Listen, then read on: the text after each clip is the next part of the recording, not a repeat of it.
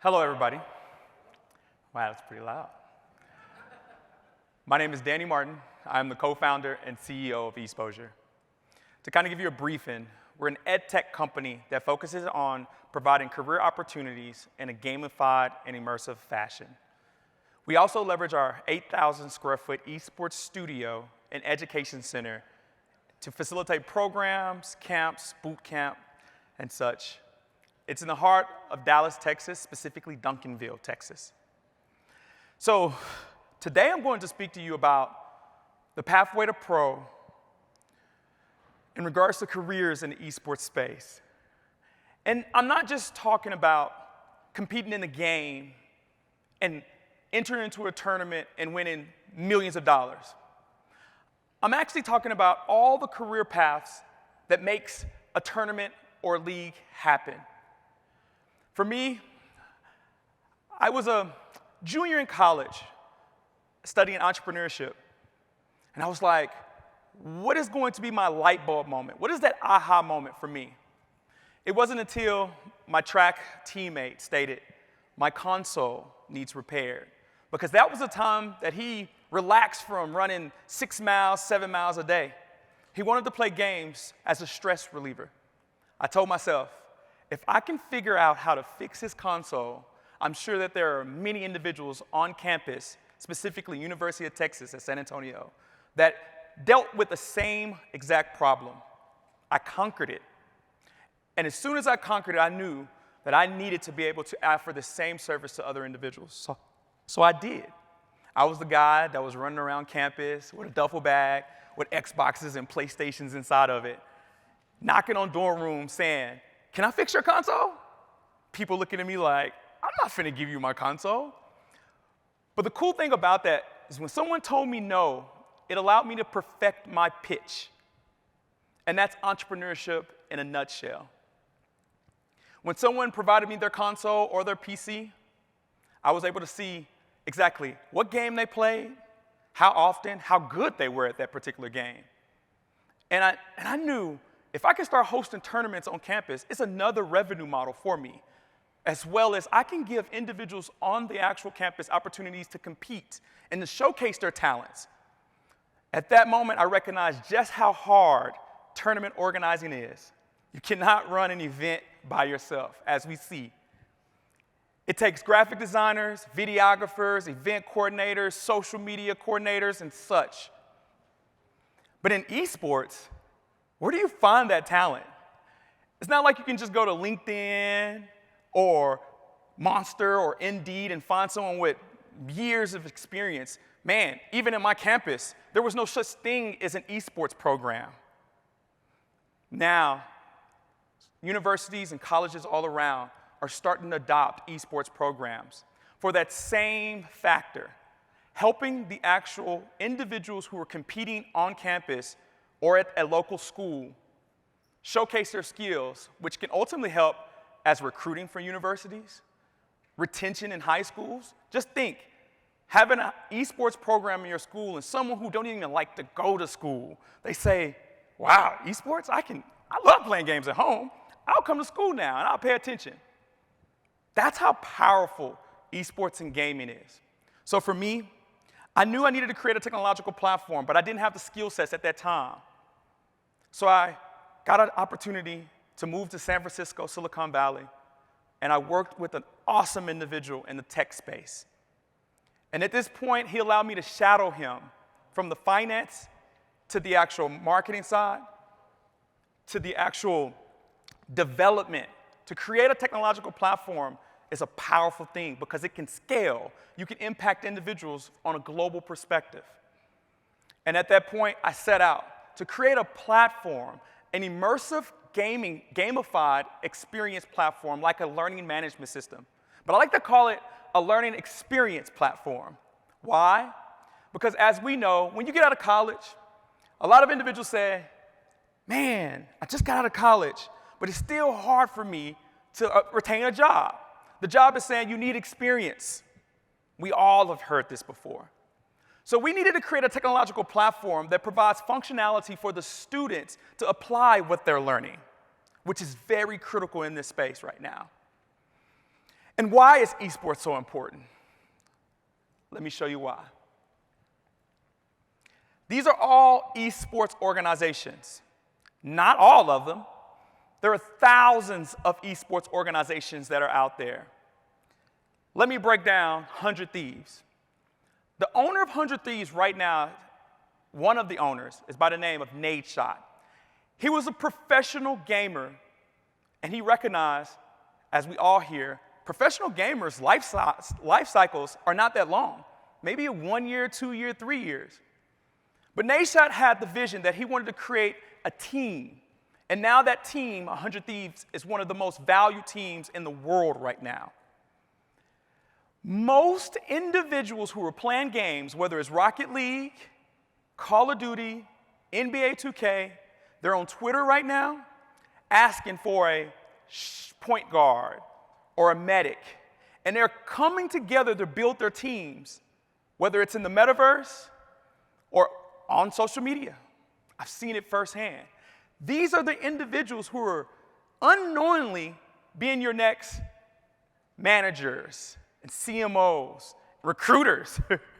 It's really cool because all of these valuable esports organizations, they need not just the competitors, they need those next chief marketing officers or education directors to help them grow their organization.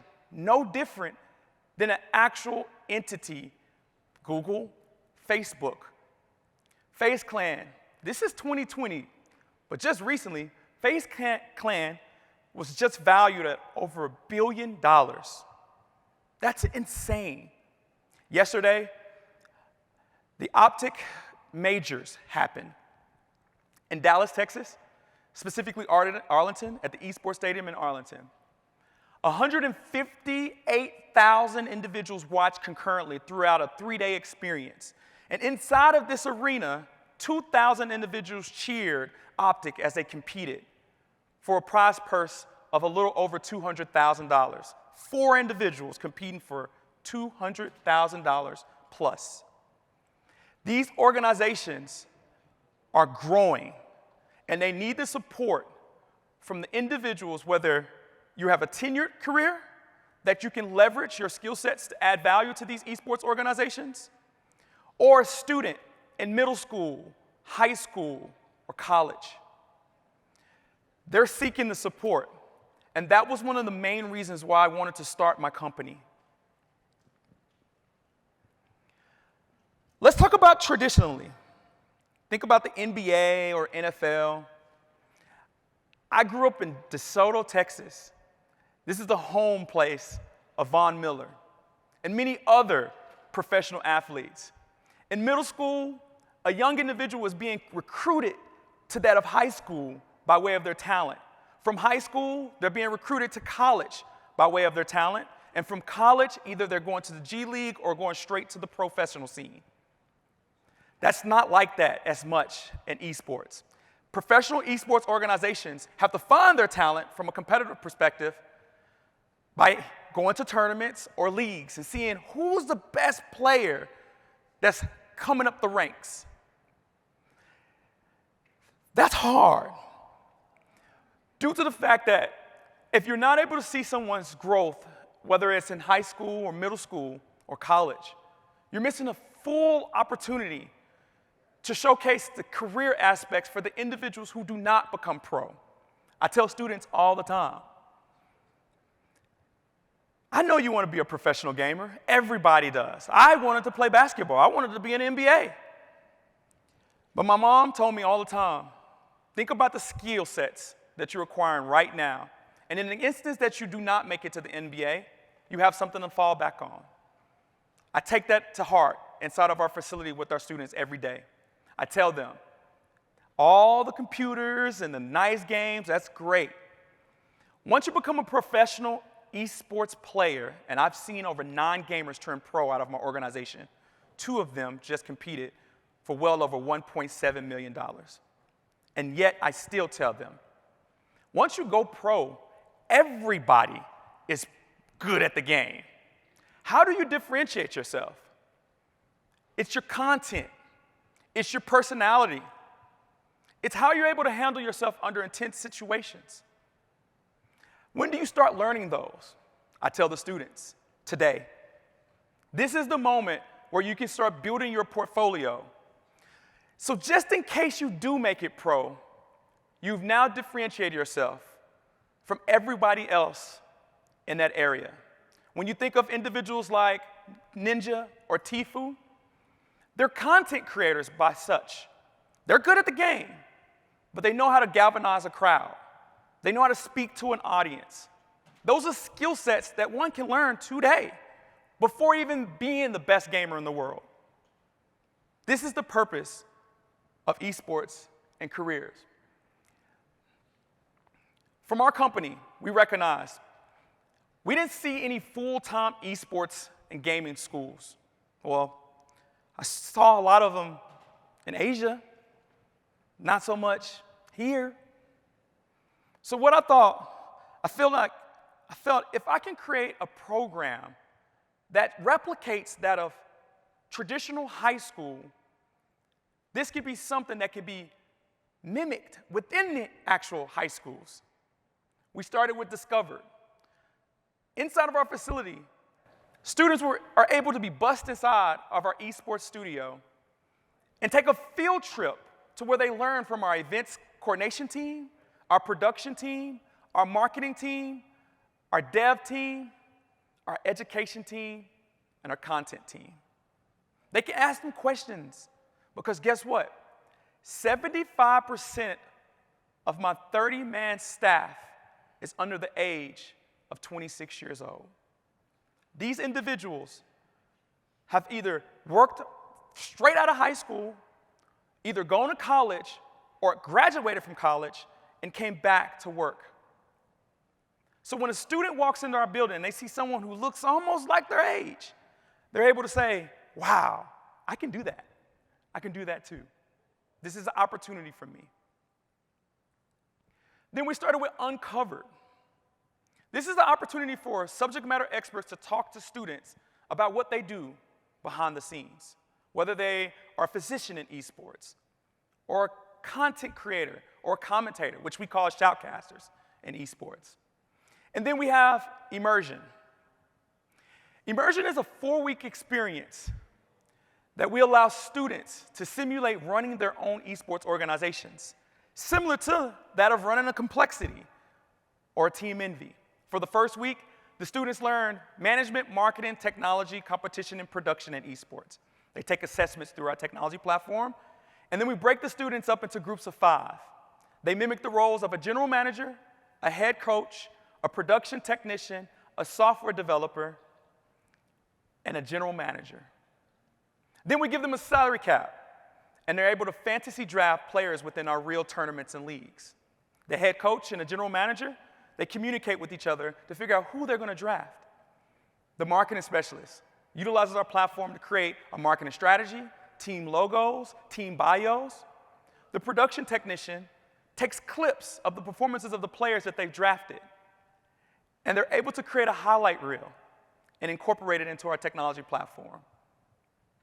The software developer takes all of that content from the marketing specialist, the production technician, the head coach's data of the players, and the performance rates of the general manager, and leverages our platform to create a micro website that they can post out to showcase their team's portfolio. And by the 4th week, they present it to their teachers, their parents, and individuals within the industry. This is the greatest form for an individual to be able to create their own portfolio, so therefore they can actively showcase that they are interested in this industry, that they participated, and that they can apply. That's very critical because those esports organizations that I showed you, this is still a fairly new industry, and they're still scrappy.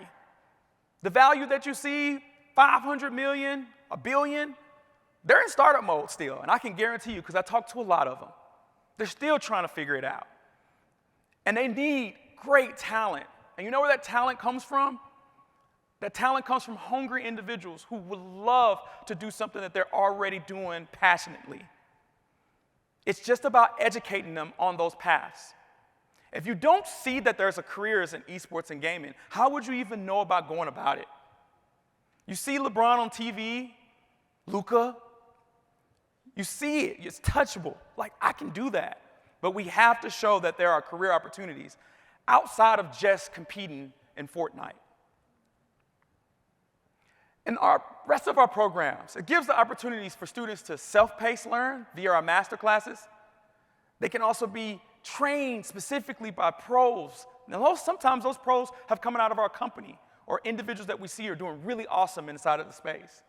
In Flex, we leverage our esports facility as a lecture hall. I've had the privilege of creating the first esports management certificate program for Southern Methodist University. This is a great time for me to engage with the students on a collective basis and answer questions. It comes with a cost. So one of the biggest focal points is I wanted to leverage our facility as an area where individuals from the community can come in and listen at a fraction of that cost, just to make esports and gaming inclusive for everybody. Check out what goes on in our arena. Welcome to Exposure. Are you ready to join the billion-dollar industry of esports? Do you think you have what it takes to be a pro gamer or content creator? Join other aspiring pros and industry experts in an immersive 4-week program presented by Exposure. Explore careers in management, marketing, production, competition, and technology. Gain access to our cutting-edge tools and technology with our learning management system designed to help you build the ultimate fantasy esports organization alongside a 5-day league. Secure your seat in this STEM-accredited esports programs to learn about the multiple career opportunities within the esports industry. Build your portfolio and your brand, plus meet and earn with other esport pros. We bring the education and the entertainment. Start your pathway to pro today at www.exposure.gg.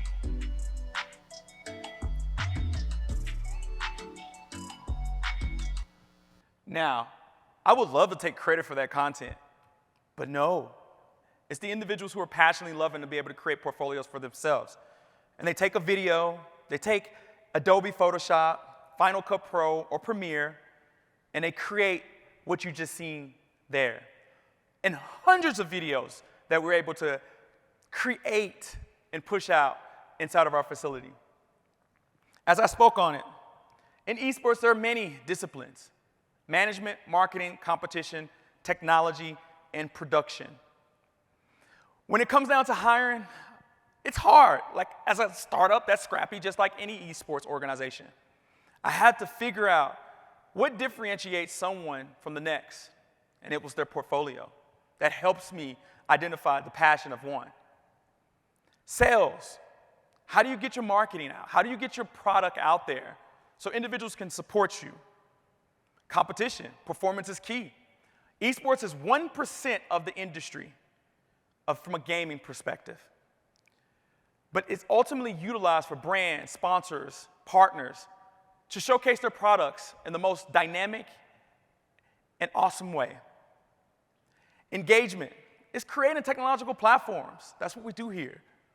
And events. Esports is by way of events. That's where it comes. I remember traveling all around the world, looking and engaging with individuals at specific events, whether it's Evo or Combo Breaker. This was an opportunity for me to come and be around individuals like a family. This is why individuals like to actually experience tournaments and leagues. Checking out our space, we can do so much out of there. From tournaments to leagues to workshops to work sessions to professional development sessions for educators. But here's the game plan. This is why I'm up here. I want you to work alongside of your local ed tech companies, whether that's Generation Esports, Play VS, Learn to Esports, Exposure. These are platforms out there that are actively adding value to the esports educational and competitive space. And it also gives awareness for parents, government officials, and such. In career pathways, when individuals walk in our space, they're able to see the broadcasting side, the event coordination side of an actual esports space. And leverage esports production if you're looking to build out your own facility, because it allows you to engage and bring in sponsors and local businesses. And the collective effort will result into more engaging events, a stronger talent pipeline for those esports organizations that are out there looking for the next superstar outside of just the game. And ultimately, increase revenue and add value to your cities in a new and engaging form. Overall, it's important that we think about the educational side of esports because the students are asking for it. It's the educators that have to be educated on this industry and the career pathways that exist for the students to be able to showcase their skills to their next employer, whether it's a high school or a college that's offering esports scholarships, armed forces, Army, Navy, Marines that are looking from a recruitment pipeline, or non-endemic entities that are actively looking at selling or actually adding value to the esports and community by way of scholarships or sponsorships or such. The students know it. Just give them the actual opportunities to showcase it to you, and they will. I see it every day. Thank you so much for participating, and I thank you so much.